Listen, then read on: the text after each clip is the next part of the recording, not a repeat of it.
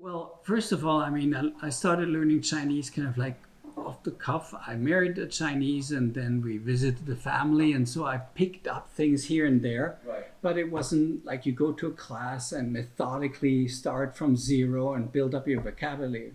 So after 30 years, basically, I come with something which is not any program there.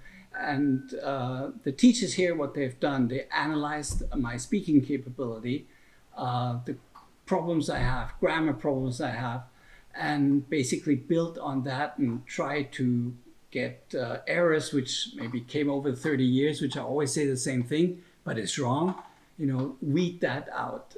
So just a very individual approach to my level of Chinese. And I also feel like and my wife also thinks that my Chinese has gotten quite a bit better.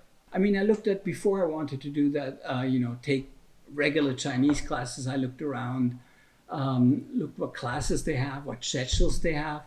And one big thing was that most other schools, actually, they had scheduled classes. You have to come from September to October, and that's it, right?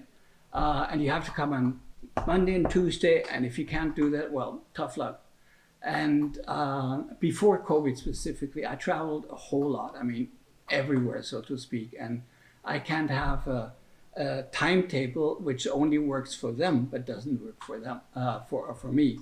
So that was one thing. I compared prices, and for the individual classes, I thought this is pretty good value for money.